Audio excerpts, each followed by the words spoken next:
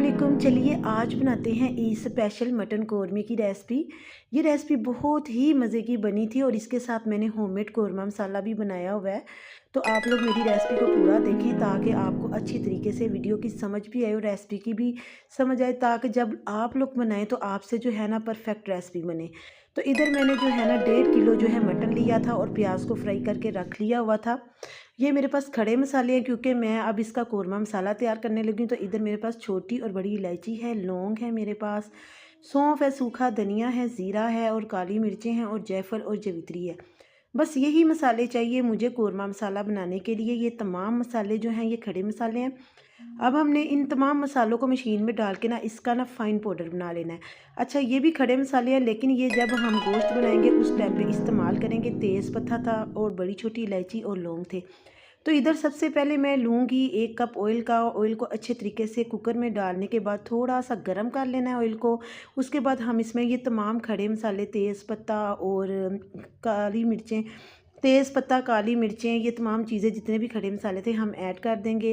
1.5 tablespoon मैंने इधर लिया हुआ है अदरक और लहसुन का। इसको मैंने ग्रेट किया, यानी कि मैंने इसको फाइन चॉप करके इसकी पेस्ट तैयार नहीं की थी, मैंने इसको ग्रेट कर लिया था अदरक और लहसुन को। ठीक है, ये डालने के बाद अब हम इसकी अच्छे तरीके से भुनाई करेंगे अदरक और लहसुन की।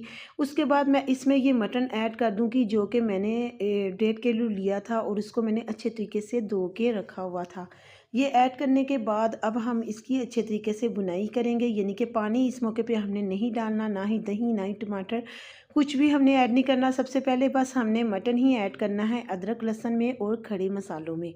आपको मेरी यानी कि इस रेसिपी की समझ तो लग रही होगी कोई इतनी मुश्किल, क्योंकि मैं बिल्कुल आसान तरीके से आपको समझाती हूँ ताकि आपकी जो रेसिपी जब आप बनाएं ना खाना तो बिल्कुल परफेक्ट बने। ठीक है, तो खड़े मसालों के साथ मैंने अदरक लहसुन डाला है और मटन डाल दिया है। प्याज जो है वो मैंने फ्राई करके साइड पे रखा हुआ है।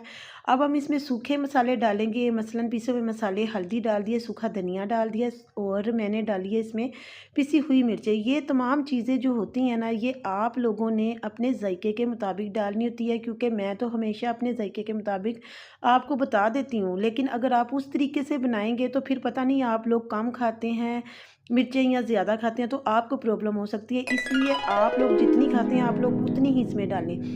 अच्छा, ये वही कौरमा मसाला है जो कि अभी हमने ग्राइंड करके पाउडर बनाया था, उसके 2 टेबलस्पून इसमें ऐड कर देने हैं। ये कौरमा कढ़ाई जो मैं आपको सिखा रही हूँ ना, आप यकीन करेंगे इतनी झटपट बन जाती है और बिल्कुल होटलों वाले इसी तरीके से बनाते हैं जिस तरीके से मैं आपको बता रही हूँ।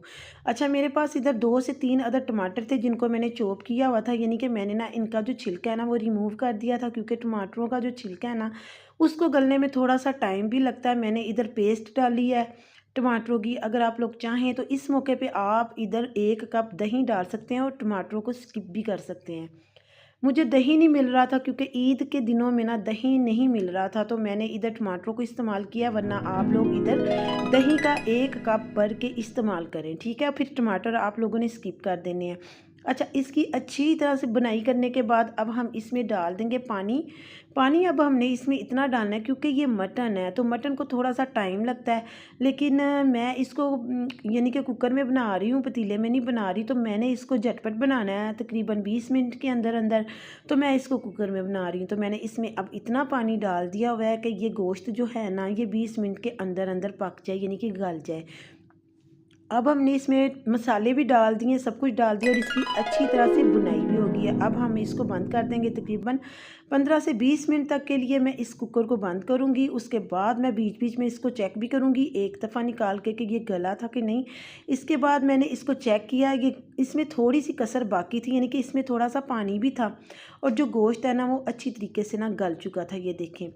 तो लेकिन इसमें थोड़ा सा पानी था। अब हमने क्या करना है कि पानी को थोड़ा सा ड्राई करेंगे। उसके बाद जो प्याज तली हुई हमने रखी हुई थी ना उसको मैश करके ना अपने हाथों की मदद से वो इसके अंदर हमने मिक्स कर देनी है। ये मटन कौरमे के अंदर ना जो हमने साइड पे रखी हुई थी प्याज वो वाली तली हुई, उसको हमने अपने हाथों की मदद से अच्छे तरीके से पीस लेना है और कौरमे के अंदर मिक्स कर देनी है।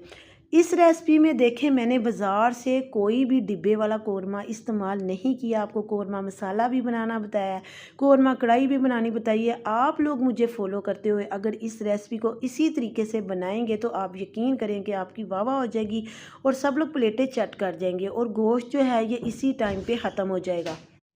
अच्छा जी, अब मैं इसको तोड़ के भी आपको चेक करवा देती हूँ कि ये देखें कितना सॉफ्ट और मज़े का ये बना हुआ है और खाने का तो बहुत ही मज़ा आया था, मत पूछिए। बहुत ही लजीज ये कढ़ाई कौरमा तैयार हुआ था। आप लोग भी मेरी इस रेसिपी को ट्राई करना और मुझे अपना फीडबैक लाजमी देना। तो मैं मिलती हूँ नेक्स्ट वीडियो में एक न्यू रेसिपी के साथ। अल्लाह हाफिज़।